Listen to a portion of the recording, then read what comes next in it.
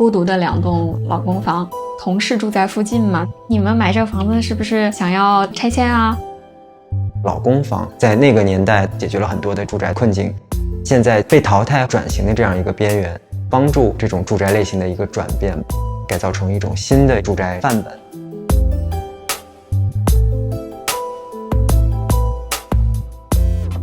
18年的时候，我们准备结婚，然后就开始找房子，希望在市中心生活，沿着上海的内环画了一个圈，找到了便宜的、比较折中的一个选择。内环内普陀区，第一次应该是在19年初，边上都是很高的房子，比这个小区贵挺多的。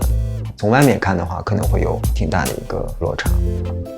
这个房子应该是86年盖的，室内大概40不到。厨房它原来是一个 L 型的，变成了一个 U 字形的，稍微加大一点。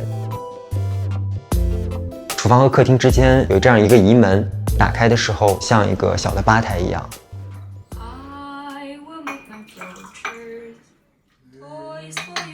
客厅兼具餐厅、聚会、排练。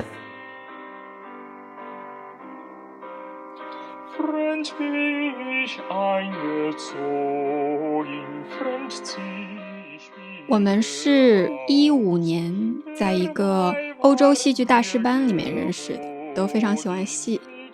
在上海想要找到排练场地是不菲的价格，把它做成了小公寓里面最重要的一个空间。小小的装置模型制作的过程还挺治愈。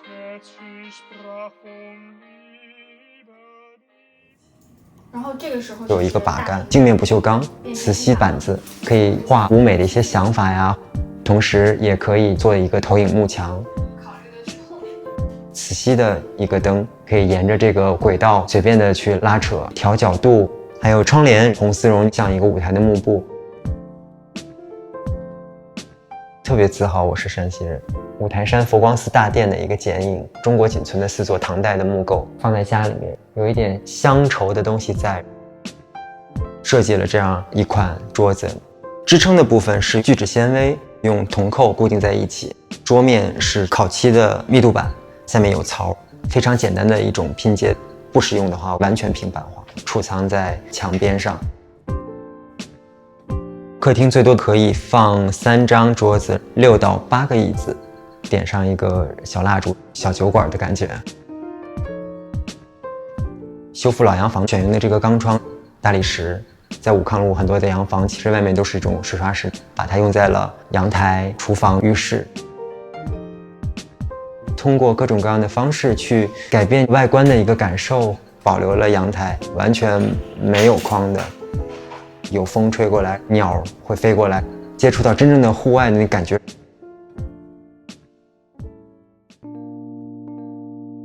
对房子本身好像并不会有什么落差，更关注整个的街区生活，周边生活有菜场啊，然后超市啊、商场啊。小区西面一墙之隔是华正的操场。晒衣服的时候，隔壁邻居就说没关系，如果你那个上班不在家的话，你留个钥匙给我，可以帮你收衣服，挺窝心的，像我们小时候生活的那种邻里的环境。对户型特别感兴趣，住酒店第一件事情就是测量，平面图画下来，每个酒店都是一个小户型，最极限的可能几平米。设计了一款杯子，图案也是我们对于上海典型的户型的一个思考。也去过就是跟我们居住条件差不多的，我这房子虽然很小，但是它有一个空间供大家聚会。有个朋友说在上海大概7年时间，第一次去人家家里面做客，感觉很幸福。